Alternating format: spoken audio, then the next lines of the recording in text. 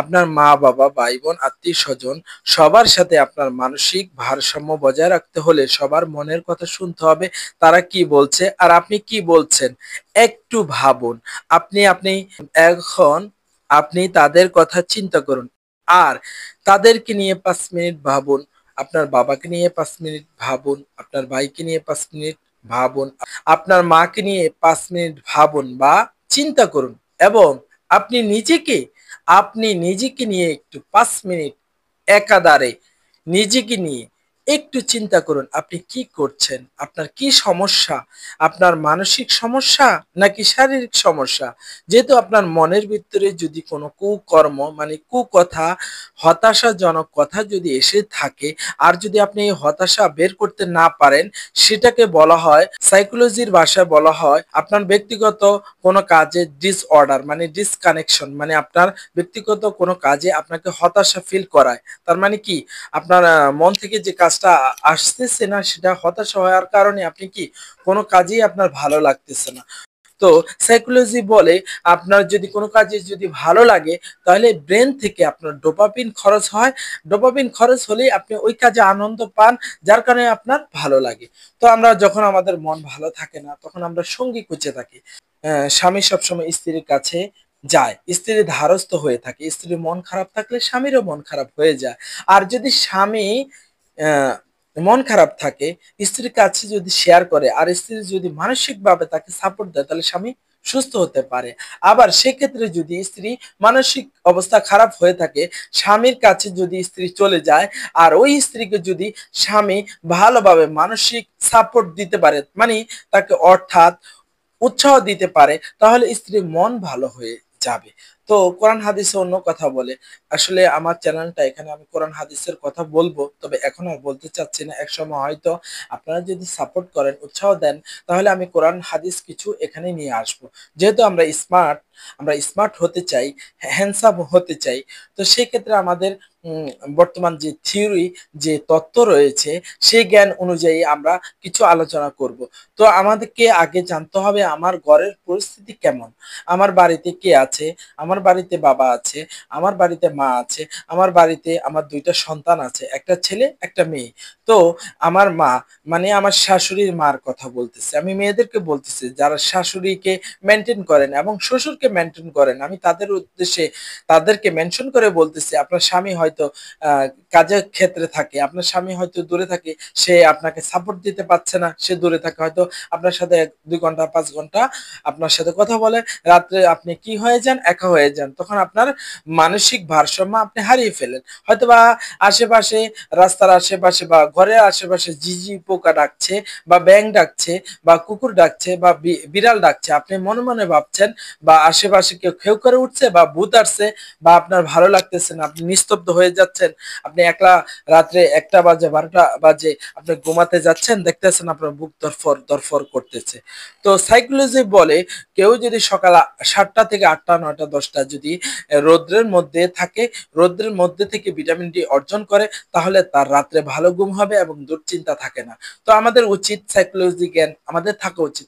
তো আমি যেটা বলতে চাচ্ছিলাম, যারা আসলে মানসিক ডিপ্রেশনে ভুগছেন, যারা মনে করেন রাত্রে আমার শ্বাসকষ্ট হচ্ছে এবং শ্বাস বন্ধ হয়ে যাচ্ছে, আমি তাদের উদ্দেশ্যে বলতে চাই, আসলে কি, আপনার যদি কোনো শরীরে দুর্বলতা থাকে বা হার্টে কোনো দুর্বলতা থাকে, আপনার মনে কোনো দুর্বলতা থাকে, বা আপনার ব্রেনে মস্তিষ্কে যদি কোনো খারাপ সংকেত আপনার মন থেকে চলে যায়, তখন মস্তিষ্কের মাঝে যে আপনার নার্ভগুলো আছে, আমি আগের ভিডিওতে বলেছিলাম, ওই নার্ভটা গাছের শিকড়ের মতো থাকে। ওই নার্ভ যদি, একটা নার্ভ যদি অশান্ত হয়ে যায়, আরেকটা নার্ভকে নাড়া দেয়। এইভাবে শরীরের মধ্যে যে হাজার হাজার লক্ষ লক্ষ নার্ভ রয়েছে, সেটা ব্রাশের মতো একটা আরেকটাকে ধাক্কা দেয়। ধাক্কা যখন দিতে থাকে, তখন পুরো শরীরের নার্ভগুলা কি বিশৃঙ্খলা তৈরি করে, যার কারণে আমার শরীরে যখন বিশৃঙ্খলা তৈরি হয়, তখন আমার শ্বাস বন্ধ হয়ে আসে। তখন আমার আমার কি হয়, পানি খাওয়ার জন্য আমার গলা শুকিয়ে যায়, তৃষ্ণা মিটে যায়, মনে হয় যেন আমি এখন মারা যাব, আমার দম বন্ধ হয়ে যাচ্ছে।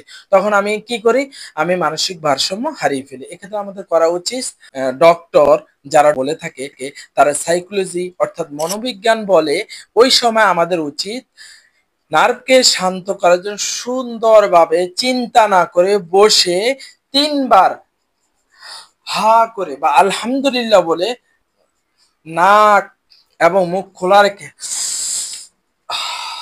এভাবে একবার আলহামদুলিল্লাহ বলে,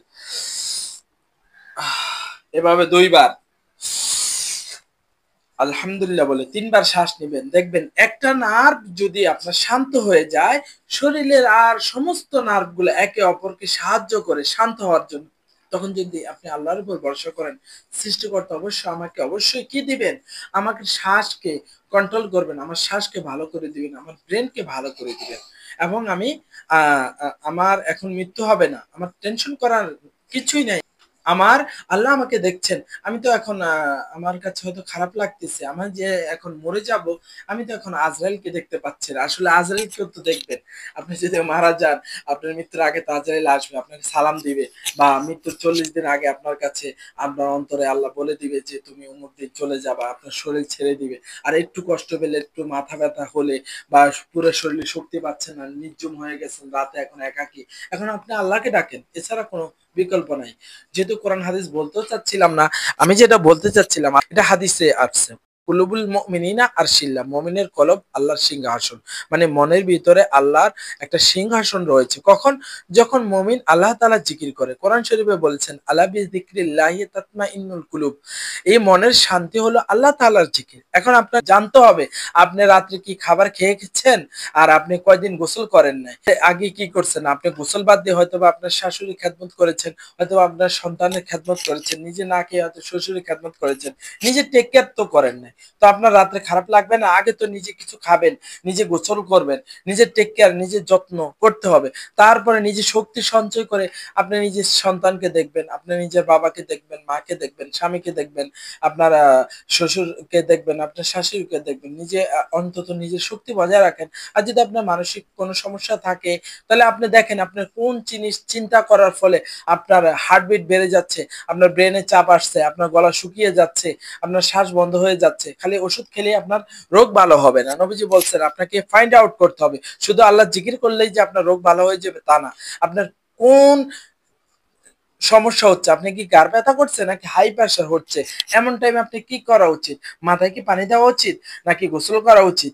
এমন টাইমে আপনাকে আপনার নিজেকে আপনি নিজে আপনি কুল ডাউন করতে হবে, মানে ঠান্ডা করতে হবে। যেহেতু আজকাল আমরা কি ব্যস্ত থাকি, মোবাইলের যুগ, আমরা কেউ কারো কথা শুনি না, সবাই সবার মোবাইল নিয়ে ব্যস্ত, কেউ কারোর সাথে কথা বলি না। তো আপনি হয়তো খারাপ লাগলে হয়তো পানি খেতে হবে, বা দেখা গেছে আপনি নিজের মাথায় নিচে পানি ঢালবেন। আর যদি না পারেন, বা আপনার আশেপাশে বাবা মা বা ভাই বোন আত্মীয় স্বজন বা আপনার স্বামী বা আপনার প্রতিবেশী বা আপনার ছেলে, এদেরকে ওইভাবে গড়ে তুলুন, তাদেরকে ওইভাবে গড়ে তুলুন। তারপরে আপনার সন্তানদের কাছে, আপনার মায়ের কাছে, আপনার বাবার কাছে আপনার সমস্যার কথা বলুন। যেহেতু ডাক্তার দেখানোর পরে আপনার হয়তো বা আপনি শ্বাস নিতে পারছেন না, ডাক্তার বলতেছে আপনার মানসিক সমস্যা।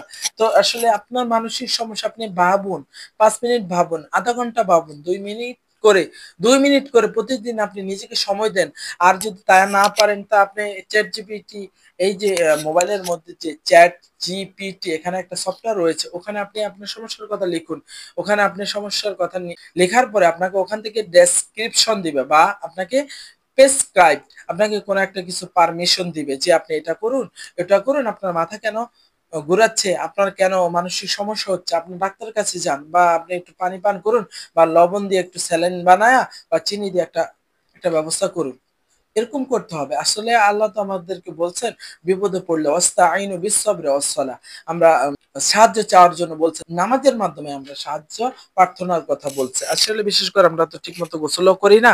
বেয়াদবি মাফ করবেন। আমরা অজুও ঠিকমতো করি না। আমরা যদি ঠিকমতো নামাজ পড়তাম, তাহলে আমাদের মানসিক সমস্যা কখনোই থাকতো না।